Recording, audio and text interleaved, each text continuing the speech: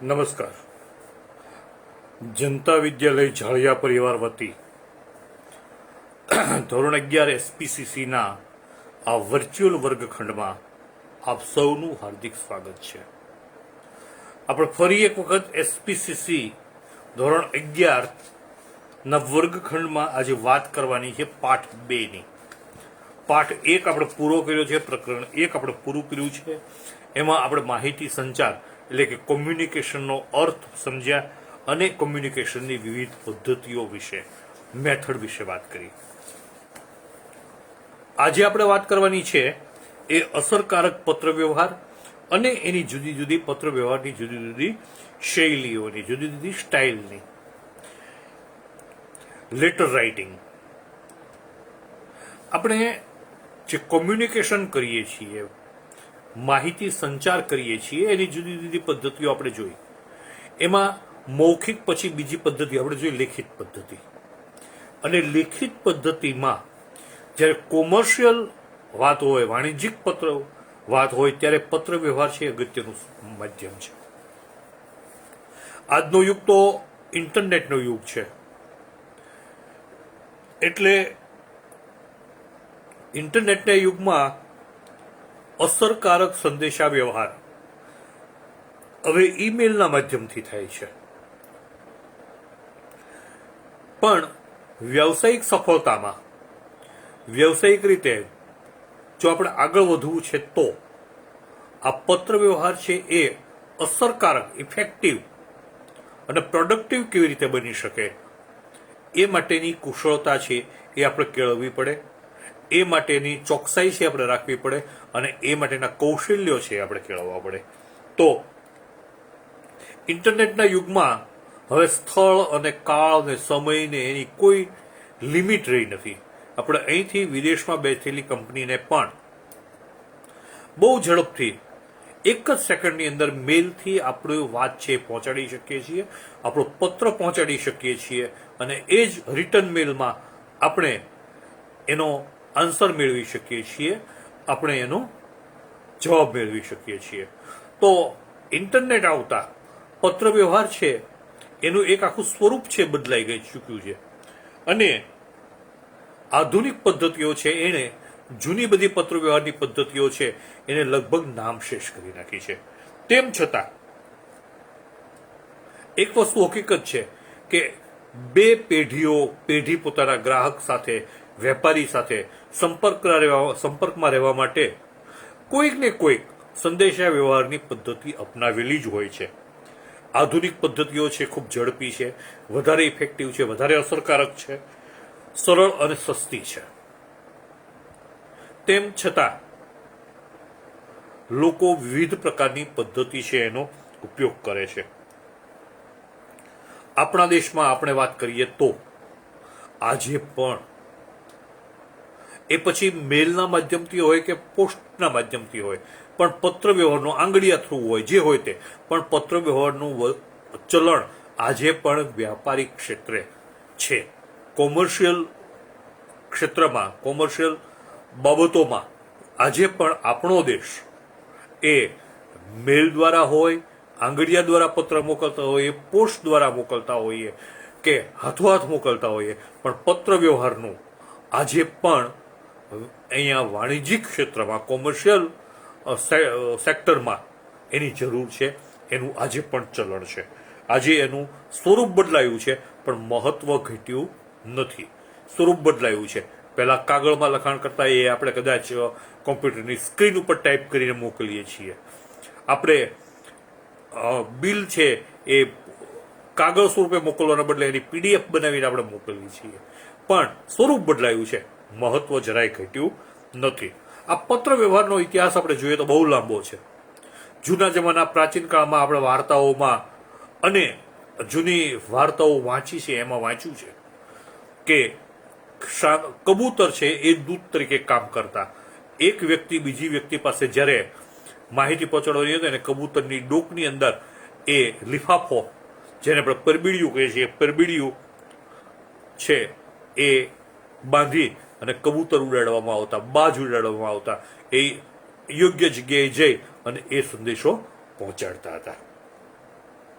એવી જ રીતે રાજાઓ છે એ પોતાના દૂતનો ઉપયોગ કરતા, એ જેને આપણે હલકારો જેવા શબ્દો, એ પોતાના રાજના પાસેથી ગુપ્ત માહિતી લઈને બીજા રાજા સુધી એ જઈને પહોંચાડતા હતા. એ દૂત હતા, એ પણ આ રીતે સંદેશા વ્યવહારના એક વાહક હતા. સંદેશો છે એ શરૂઆતમાં ઝાડના પાન ઉપર લખવામાં આવતો, ત્યાર પછી કાપડની શોધે, પછી કપડા ઉપર, અને પછી છેવટે કાગળ ઉપર એ લખવામાં આવતો. પહેલા હસ્તપ્રત હતી, પછી પ્રિન્ટ થતી. પણ ભારતમાં બ્રિટિશ રાજ્ય આવ્યું એ વખતે આ સંદેશા વ્યવહારની પ્રક્રિયા, તાર અને ટેલિફોન, ટેલિગ્રામ, આ બધું છે એ ઇંગ્લેન્ડમાં ઔદ્યોગિક ક્રાંતિ થઈ અને જે શોધ થઈ એના પરિણામે ભારતમાં પણ સંદેશા વ્યવહારનું સ્વરૂપ છે એ અંગ્રેજોના સમયમાં બદલાયું. એ આયોજનબદ્ધ અને સુગઠિત સ્વરૂપ છે એ અંગ્રેજોના સમયમાં સંદેશા વ્યવહારનું ભારતમાં આકાર લીધો. ત્યાં સુધી છે એ હતો ખરું સંદેશા વ્યવહાર, પણ એ અસંગઠિત સ્વરૂપે હતું, એ વ્યક્તિગત સ્વરૂપે હતું. તાર અને ટપાલ વિભાગની શરૂઆત છે એ અંગ્રેજોએ કરી. ત્યારબાદ આઝાદી બાદ ભારતે પણ સંદેશા વ્યવહારના તાર અને ટેલિફોન જેવા ઉપકરણો છે એ પ્રજાના ઉપયોગ માટે મૂક્યા અને એનું આખો એક મંત્રાલય બનાવ્યું. પત્ર વ્યવહારને ખૂબ પણ મહત્વ આપવામાં આવ્યું. ભારતીય ડાક સેવા વિભાગ, તાર વિભાગ ને ટપાલ વિભાગ એ ખૂબ જ ઉત્કૃષ્ટ કામગીરી એમણે વર્ષો સુધી ભારતમાં, આઝાદ ભારતમાં નિભાવી. ખૂબ સસ્તા ભાવે પોસ્ટકાર્ડ, આંતરદેશી કવર, ઇનલેન્ડ લેટર, આ બધા છે એ મળતા હતા. તારની સુવિધા પણ મળતી હતી અને ખૂબ જ સસ્તા ભાવે લોકોને પોતાના સંદેશા છે એ એકબીજા સુધી પહોંચાડતા હતા. આમાં કોમર્શિયલ કોરસ્પોન્ડન્સ પણ સામેલ છે. એ વાણિજ્યિક પત્ર વ્યવહાર પણ આ મારફત થતો હતો. દિવસે દિવસે ધંધાકીય ક્ષેત્રે, શૈક્ષણિક ક્ષેત્રે અને સામાજિક ક્ષેત્રે પત્ર વ્યવહારનું મહત્વ વધવા લાગ્યું. પત્રોની સંખ્યા વધતી ગઈ. છેવટે ખાનગી રાહે આંગડિયા અને કુરિયર સર્વિસો પણ શરૂ થઈ, એનું પણ મહત્વનું યોગદાન રહ્યું. ત્યારબાદ 20મી સદીમાં, 21મી સદીમાં ઇન્ટરનેટનું આગમન થતા ઈમેલ છે એને ધીમે ધીમે ટેલિફોન અને ઈમેલ આવતા ધીમે ધીમે આ પરબીડિયાનું, એ તાર અને ટપાલ વિભાગનું મહત્વ છે એ ઓછું થઈ ગયું અને આધુનિક સેવા છે પત્ર વ્યવહારની, આધુનિક સેવા, એનો આરંભ થયો. મિત્રો, આટલી પ્રસ્તાવના પછી, પત્ર વ્યવહારના ઇતિહાસને જોયા પછી આપણે પત્ર વ્યવહારની લાક્ષણિકતાઓનો અભ્યાસ કરવાનો છે. પત્ર વ્યવહારની એવી કઈ લાક્ષણિકતાઓ છે, એવી કઈ કેરેક્ટરિસ્ટિક છે કે જેણે માહિતી સંચારના ક્ષેત્રે પત્ર વ્યવહારને ખૂબ ઊંચું સ્થાન આપ્યું અને એનું મહત્વ છે એ ખૂબ વધાર્યું. તો આપણે 10 એની લાક્ષણિકતાઓ છે સમજવાની છે. શેની? પત્ર વ્યવહારની 10 કેરેક્ટરિસ્ટિક છે, 10 એવા મુદ્દાઓ છે કે જેને કારણે પત્ર વ્યવહાર છે એ માહિતી સંચારમાં પત્ર વ્યવહારને ટોચનું સ્થાન મળ્યું. એ ખૂબ જ ઇફેક્ટિવ, અસરકારક સાબિત થયો. પત્ર વ્યવહાર એ માહિતી સંચારનું એક અસરકારક માધ્યમ સાબિત થયું. શું કામ? 10 કારણો છે, 10 લાક્ષણિકતાઓ છે. વેપાર ધંધામાં એ મહત્વનું અંગ છે. એના 10 કારણ છે. પહેલું, સંદેશા વ્યવહારની ખૂબ સરળ અને ખૂબ કિફાયતી એટલે સસ્તા ભાવે થતી, ઓછા ખર્ચમાં થતી પદ્ધતિ છે. કાગળ લખી અને ભારત સરકાર ખૂબ ઓછા ભાવે એને પોતાના તાર અને ટપાલ વિભાગ દ્વારા બીજી વ્યક્તિ સુધી ગમે એટલી દૂર હોય પહોંચાડી શકે છે. વિદેશોમાં પણ પહોંચાડી શકે છે. એવી રીતે આંગડિયા અને કુરિયરમાં પણ ખૂબ જ સસ્તા ભાવે આ સેવા મળી રહે છે. આ સેવા પત્ર લખનાર અને પત્ર મેળવનાર બંને માટે ઉપયોગી છે, કારણ કે પત્ર લખનારને પોતાની માહિતી પહોંચાડવી છે, લેખિત સ્વરૂપે પહોંચાડવી છે, સામે વ્યક્તિને લેખિત સ્વરૂપે એ માહિતી મેળવવી છે. એટલે પહેલી લાક્ષણિકતા કે એ ખૂબ સરળ છે, કિફાયતી છે આ પદ્ધતિ. બીજી લાક્ષણિકતા કે પત્ર લખનાર અને મેળવનાર બંને માટે આ ઉપયોગી છે. સ્થળ, સમય અને અંતરની મર્યાદા નડતી નથી. ગમે ત્યાં બેસીને પત્ર લખી શકાય, ગમે ત્યારે લખી શકાય અને ગમે એટલે દૂર મોકલી શકાય. ત્રણેય વસ્તુ યાદ રાખજો. સ્થળ, તમે ક્યાં છો કઈ નહીં, તમારા હાથમાં કાગળ પેન છે, તમે પત્ર લખી શકો છો. કેટલે દૂર મોકલવો છે કંઈ નહીં, તે અમેરિકાએ પહોંચે. કયા સમયે લખો છો એ પણ વહેલી સવારે પણ લખી શકો, મોડી રાત્રે પણ લખી શકો. એટલે સમય, સ્થળ અને અંતરની સમસ્યા નડતી નથી. આગળ વાત કરીએ એમ લેખિત સ્વરૂપ છે એટલે આધારભૂત છે. આધારભૂત પુરાવો છે, કારણ કે તમે લખીને મોકલો છો એટલે સામેની વ્યક્તિ તમારું એ લખાણ સાચવી રાખવાની છે. જરૂર પડે એ આધાર રૂપે રજૂ કરવાની છે કે જો આ તમે લખીને મોકલ્યું છે. તો ચોથી એની લાક્ષણિકતા છે કે જે માહિતી માટે પત્ર વ્યવહાર કર્યો છે એ આધારભૂત છે. તમે ભાવ મોકલ્યો છે તો એ તમને 5 દિવસે બતાવશે કે તમે બિલ કર્યું આ ભાવનું, પણ જ્યારે તમે પહેલા ભાવ મોકલ્યો ત્યારે ભાવ આટલો મોકલ્યો હતો. તો એ આધારભૂત છે. માહિતીને ગુપ્ત રાખી શકાય છે અને જરૂર પડે ત્યારે બીજી વખત એનો પુનઃ ઉપયોગ કરી શકાય છે. કોઈએ એક વ્યક્તિએ બીજી વ્યક્તિને પત્ર લખ્યો, એ બીજી વ્યક્તિ સુધી જ પહોંચે છે. એ વાંચીને પોતે એને ગુપ્ત રાખી શકે છે, જાહેર કરવાની જરૂર નથી. જરૂર પડે એનો ફરી વખત ઉપયોગ કરી શકે છે. તો 5મું માહિતીને ગુપ્ત રાખી શકે છે. 6ઠ્ઠી લાક્ષણિકતા છે જરૂર પડે એનો પુનઃ ઉપયોગ કરી શકે છે. પત્રો સરળતાથી મોકલી શકાય, સરળતાથી મેળવી શકાય. તમારા ઘરે આવીને કુરિયર વાળો, આંગડિયા વાળો કે પોસ્ટમેન ઘરે આવીને ટપાલ આપી જાય છે અને બજારમાં રહેલી, રોડ ઉપર રહેલી ટપાલ પેટીમાં ટપાલ નાખી અને સરળતાથી મોકલી શકાય છે. એટલે 7મી લાક્ષણિકતા છે સરળતાથી મેળવી શકાય છે, સરળતાથી મોકલી શકાય છે. એક જોડતી કડી છે, સાંકળ રૂપે કામ કરે છે, કડી રૂપે કામ કરે છે. કોની? પત્ર લખનાર અને પત્ર મેળવનાર વચ્ચે. પત્ર લખનાર અને પત્ર મેળવનાર વચ્ચે એક જોડીનું કામ કરે છે. 8મી લાક્ષણિકતા. 9મી લાક્ષણિકતા, પત્રનું લખાણ છે ને એના ઉપરથી પેઢીની એક ઇમેજ ઊભી થાય છે, છાપ ઊભી થાય છે. પત્ર તમે કેવા સ્વરૂપનો તમારો પત્ર છે આપણે એ જ વાત કરવાની છે. તમારું લખાણ કેવું છે, તમારું ટાઈપિંગ કેવું છે, તમારા શબ્દો કેવા છે, એના ઉપરથી પેઢીની છાપ ઊભી થાય છે. અને 10મું એ જ રીતે એ પેઢીનું પ્રતિનિધિત્વ કરે છે એમ કહેવાય. કારણ કે પેઢી તરફથી પત્ર લખાયો છે. કોમર્શિયલ લેટરની વાત છે, વાણિજ્યિક પત્રની વાત છે. એક પેઢી તરફથી લખાયો છે, સંસ્થા તરફથી લખાયો છે, વેપારી તરફથી લખાયો છે. તો એ વેપારીનું પ્રતિનિધિત્વ કરે છે, પેઢીનું પ્રતિનિધિત્વ કરે છે એમ કહેવાય.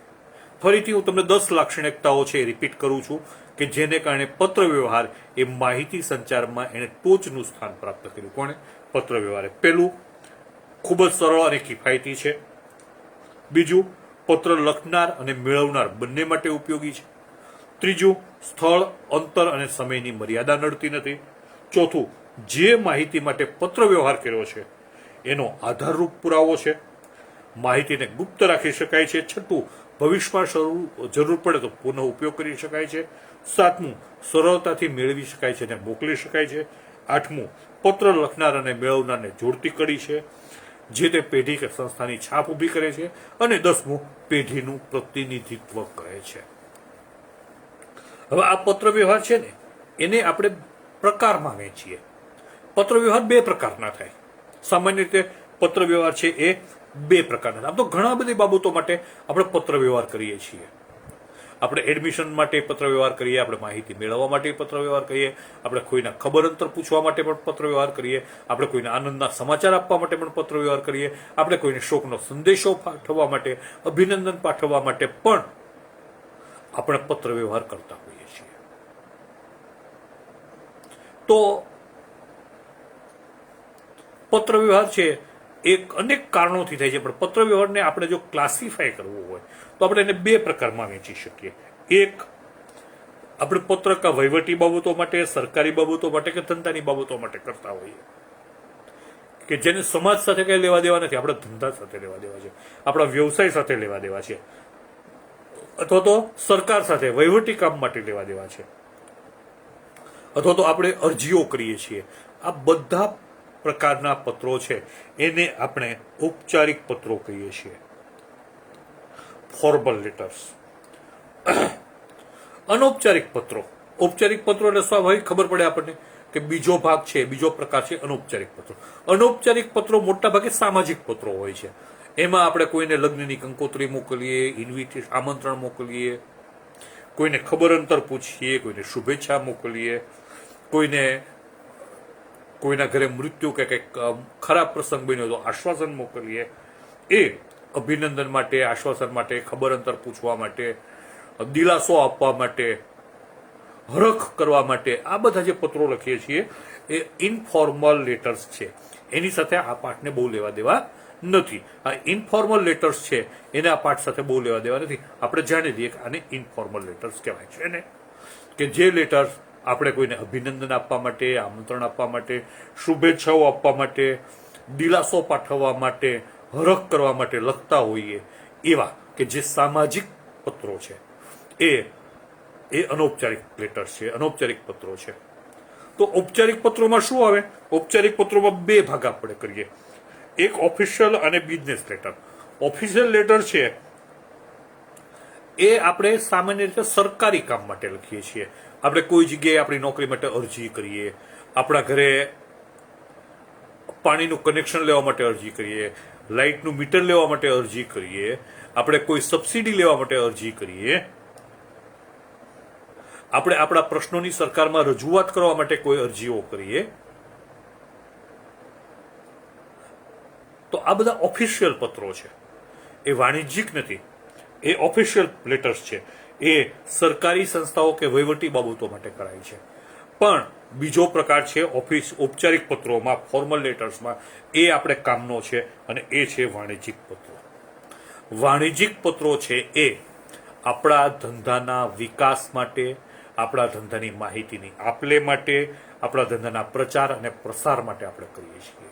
વાણિજ્યિક પત્રો એટલે એવા પત્રો કે જે પત્ર લખવાનો હેતુ છે એ સંપૂર્ણપણે વાણિજ્યિક હોય, કોમર્શિયલ હોય. તો એમાં ઘણું બધું આવી જાય. આપણે આપણી પ્રોડક્ટ વિશે, આપણા ઉત્પાદન વિશે કોઈને માહિતી આપતા પત્રો લખીએ તો એ પણ એ વાણિજ્યિક પત્રો છે. આપણું ભાવપત્રક કોઈને મોકલીએ તો પણ એ વાણિજ્યિક પત્ર છે. આપણે કોઈને બિલ મોકલીએ, કોટેશન મોકલીએ, ભાવપત્રક મોકલીએ, એ પણ આપણે ઉઘરાણીના પત્રો લખીએ, એ પણ આપણે ઉઘરાણી પતે અને પછી આભાર માનતો પત્ર લખીએ, એ પણ આપણે ઓર્ડર લઈએ, એ પણ ઓર્ડર આપીએ, એ પણ આ બધા પત્રો છે વાણિજ્યિક પત્રો છે. અને એ વાણિજ્યિક પત્રો એટલે એવા પત્રો કે જે ધંધાના પ્રચાર અને પ્રસાર માટે એક પેઢી બીજી પેઢીને, એક પેઢી પોતાના ગ્રાહકને કે ગ્રાહક પોતાના વેપારીને લખતા હોય, આ પ્રકારના પત્રો છે. એને આપણે વાણિજ્યિક પત્રો કહીએ છીએ. અને આ પ્રકરણમાં આપણે આગળ વાણિજ્યિક પત્રોની વાત કરવાની છે. વાણિજ્યિક પત્રોનો અર્થ શું થાય? તો વાણિજ્યિક પત્રનો અર્થ મેં તમને સમજાવ્યો હોય, એક વ્યક્તિ બીજી વ્યક્તિને લખે, અથવા તો એક સંસ્થા બીજી સંસ્થાને લખે, અથવા તો વ્યક્તિ અને સંસ્થા વચ્ચે, સંસ્થા એટલે પેઢી, જે પત્ર વ્યવહાર થાય, એવો પત્ર વ્યવહાર કે જેનું હાર્દ છે એ વાણિજ્યિક હોય, જેનો હેતુ છે એ કોમર્શિયલ હોય, જેનો હેતુ છે એ વ્યાપારિક હોય. વ્યાપારિક હેતુ માટે વ્યક્તિ વ્યક્તિ વચ્ચે, પેઢી પેઢી વચ્ચે કે વ્યક્તિ અને પેઢી વચ્ચે થતો પત્ર વ્યવહાર છે એને આપણે વાણિજ્યિક પત્ર વ્યવહાર તરીકે, કોમર્શિયલ કોરસ્પોન્ડન્સ તરીકે ઓળખીએ છીએ. વ્યાપારી લેવડ દેવડ હોય, સોદા પાડવાના હોય, નાણાંની આપલે હોય, નાણાકીય બીજા વ્યવહાર હોય, માલ સામાનનું ઉત્પાદન હોય, જાહેરાત હોય, વેચાણ હોય, વાટાઘાટ હોય, માનો કે ડિસ્પ્યુટ ઉભા થયા, તકરારો થઈ હોય, બરાબર, એકબીજા સાથે કઈ ડિસ્પ્યુટ ઉભા થયા હોય, તો આ બધા માટે સમાધાન થયા વાણિજ્યિક હેતુ છે. એ વાણિજ્યિક હેતુ માટે જે પત્ર વ્યવહાર કરવામાં આવે એને આપણે વાણિજ્યિક પત્ર વ્યવહાર કહીએ છીએ. વાણિજ્યિક પત્ર વ્યવહાર માટે એક ચોક્કસ પ્રકારની આપણે આગળ વાત, એક ચોક્કસ પ્રકારની પેટર્ન છે કે એ પેટર્ન મુજબ વાણિજ્યિક પત્ર વ્યવહાર કરવામાં આવે છે. એની શૈલીઓ છે, બરાબર. આ વાણિજ્ય પત્ર વ્યવહાર છે, અસરકારક પત્ર વ્યવહાર કેવી રીતે થાય એની થોડીક વાત કર્યા પછી આપણે આજની વાતને આપણે અહીંયા અટકાવશું.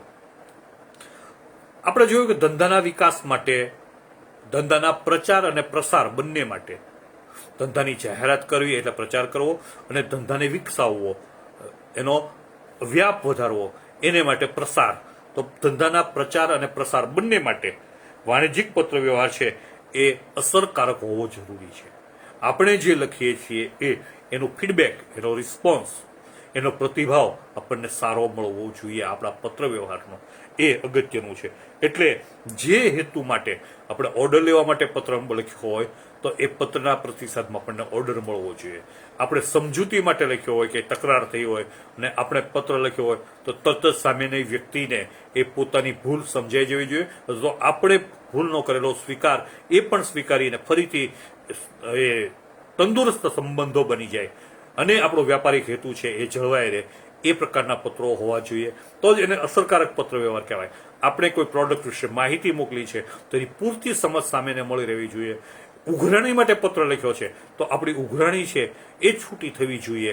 આ બધું છે એ ક્યારે થાય કે જ્યારે આપણો પત્ર વ્યવહાર છે, વાણિજ્યિક કોમર્શિયલ કોરસ્પોન્ડન્સ છે, આપણું જે વાણિજ્યિક પત્ર વ્યવહાર છે એ અસરકારક હોય તો ત્યારે જ ખબર પડે કે જ્યારે આપણને એનો પ્રતિભાવ છે એ સકારાત્મક મળે ત્યારે આપણને ખબર પડે કે આપણો જે પત્ર વ્યવહાર છે એ સફળ થયો છે. સફળ પત્ર વ્યવહાર, અસરકારક પત્ર વ્યવહાર એ પેઢી વચ્ચે, ગ્રાહક અને પેઢી વચ્ચે કે બે વેપારીઓ વચ્ચે સંબંધને વિકસાવે છે. સંબંધને વિકસેલા સંબંધને પાછું સુદૃઢ કરે છે. આમ અસરકારક પત્ર વ્યવહાર એને કહેવાય કે જે પરિણામ લાવીને બતાવે. જે પત્ર વ્યવહાર છે એ જે હેતુથી પત્ર વ્યવહાર કર્યો હોય એ હેતુને સફળતા અપાવે, એ હેતુને પાર પાડે. અને એટલે જ પત્ર વ્યવહાર, જે પત્ર લખીએ એ વાણિજ્યિક પત્ર વ્યવહારના, અસરકારક વાણિજ્ય પત્ર વ્યવહારના લક્ષણો ધરાવતો હોવો જોઈએ. હવે અસરકારક વાણિજ્ય પત્ર વ્યવહારના લક્ષણો છે એ શું છે તો એની વાત આપણે આવતીકાલે કરશું. કારણ કે 7 અગત્યના લક્ષણો છે કે જે વાણિજ્યિક પત્ર વ્યવહાર જે પત્ર લખતો હોય એને બરાબર આત્મસાત કરવા જોઈએ, બરાબર સમજવા જોઈએ અને એ પ્રકારે જ પત્ર લખવો જોઈએ. એવા વાણિજ્યિક પત્ર વ્યવહારના 7 લક્ષણો છે જેની વાત આપણે આવતીકાલે કરવાની છે. હું તમને કહી દઉં એ 7 લક્ષણો ક્યાં ક્યાં છે. એક, પત્ર આપણું ક્લિયર હોવો જોઈએ, સ્પષ્ટતા, ક્લેરિટી. બીજું, સંક્ષિપ્તતા, બહુ જરૂર લાંબી વાત નહીં. સંપૂર્ણતા, વાસ્તવિકતા, વાચકલક્ષી અભિગમ, સચોટતા અને વિવેકપૂર્ણતા. આ 7 લક્ષણો ધરાવતો પત્ર વ્યવહાર હોય એને અસરકારક વાણિજ્ય પત્ર વ્યવહાર કહેવાય. આપણે વિગતે આવતીકાલે સમજશું. ત્યાં સુધી આવજો. જય હિન્દ, જય ભારત, ગુડ બાય.